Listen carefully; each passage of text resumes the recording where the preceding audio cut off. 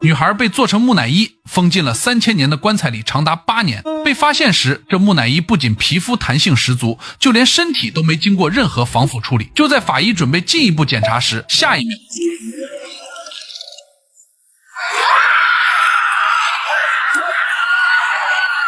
全网都传手机电量带70必能刷到恐怖片，说白了那是逗你玩的。其实真正的恐怖电影玄学藏在电量带8里，因为这样你就会刷到这部2026年上映的最新恐怖爽片《木乃伊》。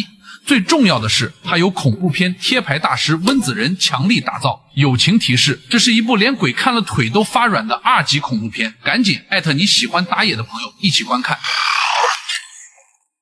故事发生在埃及的一个小农场里。这天，玛雅家的小女孩发现家里养的小鸟突然死了，笼子里吐的都是血。玛雅当时脸就白了，心说坏了，要出大事了。夫妻俩赶紧把孩子锁屋里，转身就跑到了后院的小金字塔那儿，打开了一个小暗门，里面黑的伸手不见五指，墙上全是古埃及的鬼画符，正中间就放着一口黑棺材。他俩进来就是想看看那玩意儿是不是醒了。男人吃力地摇着锁链，慢慢把棺材盖拉开了一条缝。玛雅凑过去一看，里面果然直挺挺的躺着个木乃伊。谁知就在这时，那木乃伊瞬间就坐起来了，下一秒操控着铁链咔嚓一下就把男人的下巴勾住了，直接就给吊在了半空中。合着这封印还是没守住啊。画面一转就到了咱们男主查理家。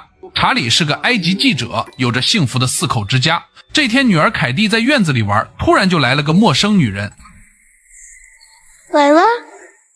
I'm Layla's mother.说自己是邻居好朋友雷拉的妈妈，女儿因为生病来不了，就让她来陪凯蒂玩。凯蒂这孩子也没防备就信了。那女人说要给她变魔术，紧接着就拿了个油桃给她吃。凯蒂刚接过来，女人就开始念一些听不懂的咒语，下一秒油桃里就钻出来个大虫子，还不等凯蒂反应，瞬间就钻进她嘴里。凯蒂顿时就呼吸困难，意识也逐渐开始模糊。等查理反应过来的时候，凯蒂已经被那女人掳走了。他赶紧从栏杆钻出去寻找，可眼看沙尘暴就来了。查理这时看到一个女人抱着孩子疯狂奔跑，查理也顾不上沙尘暴了，疯狂地追了上去。可追了几条街，路上早已空无一人，报警吧。结果当地警察象征性找了几天，啥用没有，竟然还怀疑是查理夫妻俩把孩子杀了骗抚恤金呢。那警察还说埃及每年都有几十个孩子失踪，他们都习惯了，还找个啥啊，差不多得了。这给查理气的差点没把警局掀了，要不是妻子大美拉着他，当时就得跟那警察干起来。这一等就是8年。查理夫妻俩带着儿子还有后来生的小女儿搬到了新墨西哥，跟外婆一起住。但是他俩一直没放弃找凯蒂，还给凯蒂留着房间，每晚都给他留灯，就盼着哪天孩子能回来。结果这天他俩突然接到大使馆的电话，说女儿凯蒂找到了。夫妻俩顿时喜极而泣，足足等了8年啊！你知道这8年他们是怎么过的吗？这回终于是把孩子等回来了。原来就在几天前，埃及的东部沙漠，一架飞机从天而降，附近的小伙听到声响，立刻赶过去查看，这飞机当场摔得稀巴烂，2名驾驶员死的时候就已经死了。而奇怪的是，唯一完好无损的东西竟然是一个直挺挺插入地面的黑色棺材。于是小伙立刻将此事上报给当地的考古学家，专家们活了这么久也从未见过这种棺材。为了进一步研究，他们只能开棺查验。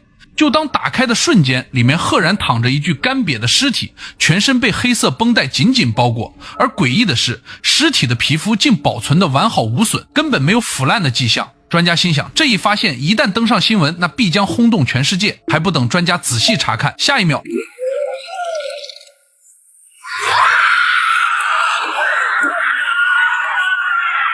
查理这边连夜就飞去埃及，结果到了医院一看，俩人直接就懵了，这哪是他们的凯蒂啊？这孩子脸皱得跟80岁老太太似的，皮肤干得像树皮，浑身僵硬，跟个僵尸一样。但是医生却说，凯蒂的生命体征竟然比正常人还健康，心跳有力，啥毛病没有，就是缺紫外线、光还有维生素，回家养养就好了。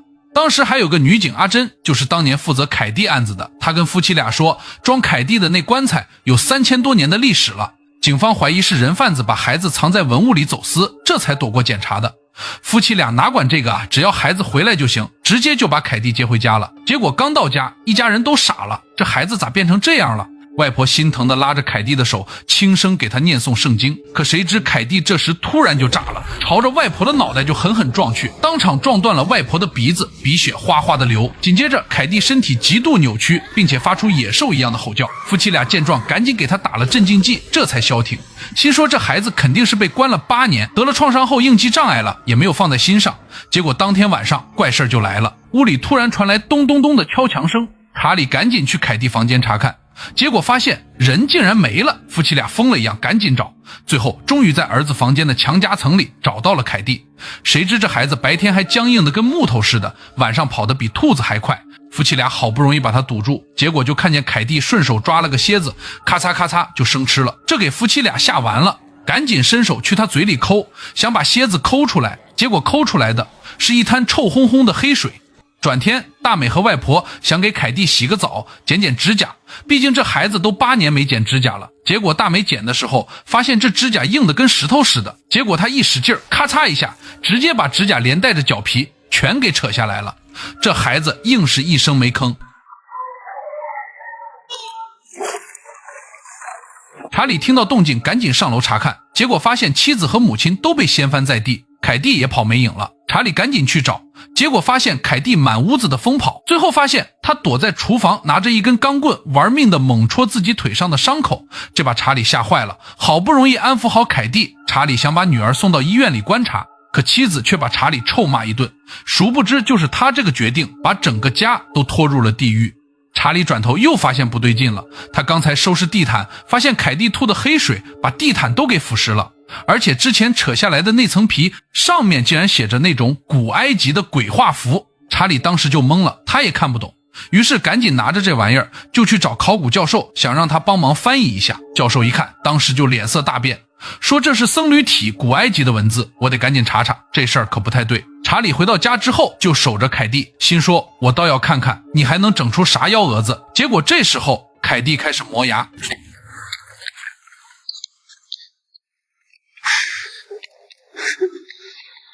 查理当时就反应过来了，这竟然是小时候教凯蒂的摩斯密码。他赶紧拿笔记录然后翻译，结果翻译出来是个名字雷拉。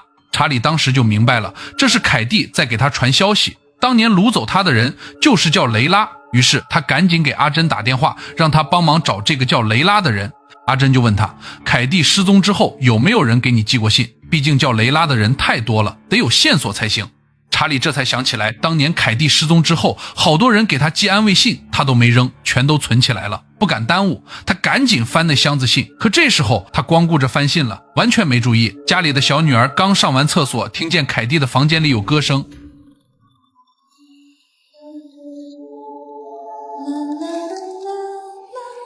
Mom?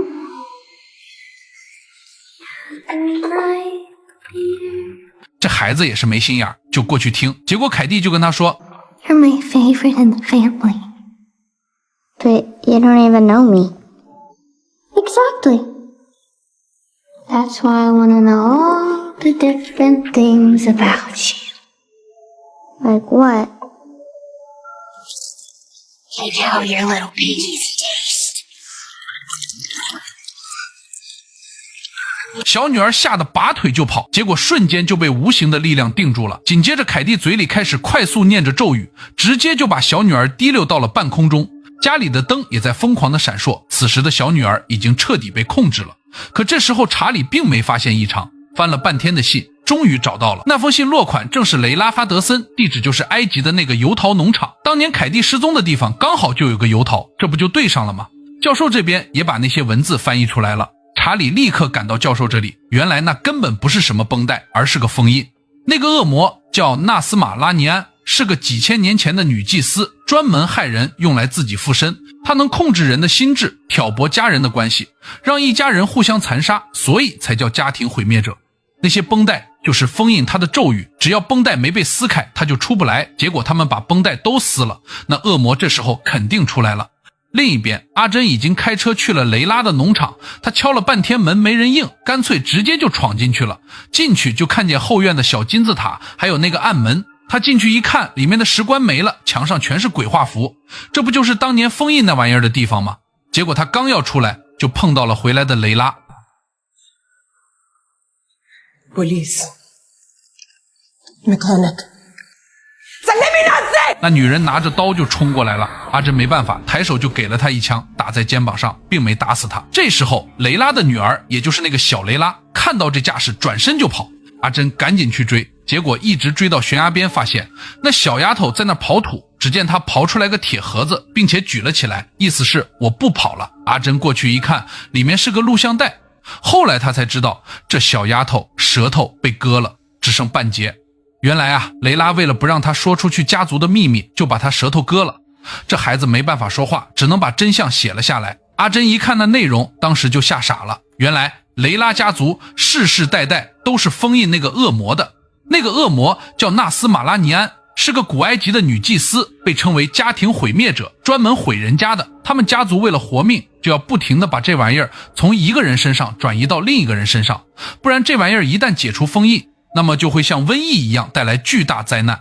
可到了雷拉这一代，他不想牺牲自己的家人了，于是他就想找个外人当宿主，而且他发现越年轻的孩子当宿主，这恶魔能待的时间越长，所以他就盯上了凯蒂。当年他把虫子放进凯蒂嘴里，然后就做了仪式，把恶魔从之前的宿主身上转移到了凯蒂身上，然后把凯蒂做成木乃伊封进棺材里想运走，结果没想到飞机坠毁了，凯蒂就这么被找到了。阿珍看完当时就给查理打电话，想告诉他要出大事了。结果呢，查理正在办外婆的葬礼，根本没接电话。你说这倒霉催的咋回事呢？原来啊，外婆信上帝，她想给凯蒂驱魔，就对着凯蒂念圣经。结果凯蒂身上的这个千年老妖根本就不吃这套，当时就炸了，一口咬住外婆的手。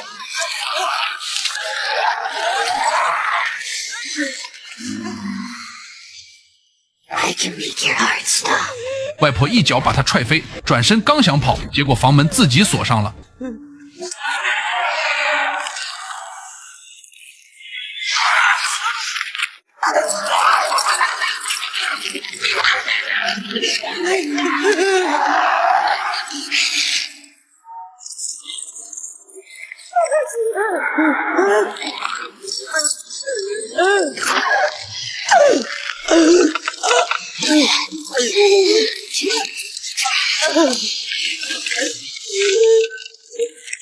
最后在凯蒂的控制下，外婆活活被自己的十字架死死勒住脖子吊了起来。就在妻子赶到时，外婆已经被扔出窗外。闻到血腥味的野狼当场就把外婆的内脏给掏空了。查理回来的时候正好看见这一幕，给吓得魂儿都飞了。这时候家里的小女儿也被恶魔控制了，在学校里对着老师疯狂骂脏话，回家之后就跟疯了似的，自己拔自己的牙，结果拔了一地。殊不知这时的凯蒂已经从腐蚀的天花板上偷偷爬下来了。这边小女儿从尸体上扯出了外婆的假牙，按在了自己嘴里，上去就给了神父一炮子，打倒神父后直接扑上去就咬，众人一拥而上才勉强控制住小女儿。而凯蒂这边更狠，他从天花板上直接跳进外婆的棺材里，疯狂地啃食外婆的尸体。给来吊唁的亲戚吓得嗷嗷叫，查理没办法，只能把凯蒂绑在椅子上。结果呢，儿子这边竟然也被控制了，一下一下用脑袋撞床角，撞得头破血流，还在那哈哈大笑。这给大美吓完了，说白了就是因为妻子不听劝，早把凯蒂送到医院也不会死这些人。就在这时候，阿珍赶过来了，她带着那个录像带，把所有的真相都告诉了夫妻俩。I want to go home. My mommy and my daddy.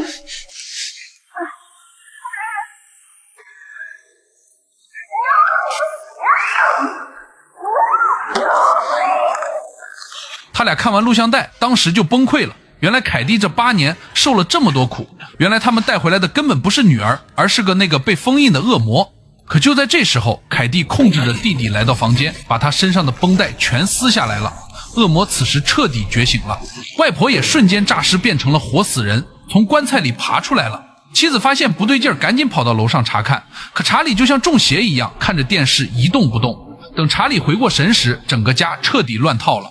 恶魔扑过来，一口就咬在查理的脸上。被控制的儿子拿起棒球棍就要打死妻子。阿珍被外婆给盯上了，只见他吐出来个蝎子，瞬间钻进他嘴里，顺着喉咙就往里钻。这阿珍也是个狠人，忍着剧痛，硬生生把这蝎子给扯了出来。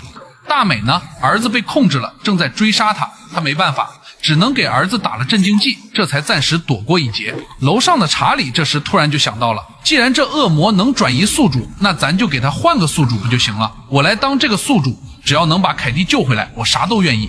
阿珍当时就明白了，他俩躲进房间，等恶魔扑过来的时候，查理一把就把他抱住，按在地上。阿珍就赶紧念那个转移的咒语。没一会儿，恶魔竟然真的从凯蒂身上开始转移到查理身上了。凯蒂终于恢复正常了，可查理呢，就变成了新的木乃伊，被封进了棺材里。夫妻俩本以为这下完事儿了，结果大美一想，不对呀，这也不是长久之计啊，总不能让查理一辈子当这个宿主吧？那早晚有一天，这恶魔还是会出来祸害人的。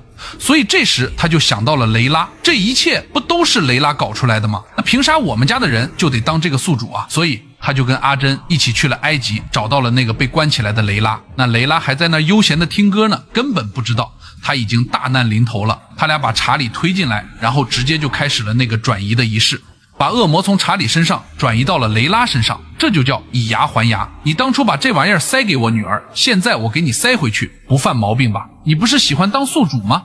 那你就自己留着吧。这老娘们为了自己家害了别人一家，最后不还是回到她自己身上了？这就是报应啊！其实啊，这片子看着是恐怖片，其实讲的是人心啊。雷拉为了自己家不惜害别人，结果最后还是害了自己。而查理夫妻俩为了救女儿不惜牺牲自己，最后终于把这恶念还给了始作俑者。这就是善恶有报，只要做了啥缺德事，早晚得还回来。好了，今天的故事就到这里，我是听雨，关注我，咱们下期再见，拜了个拜。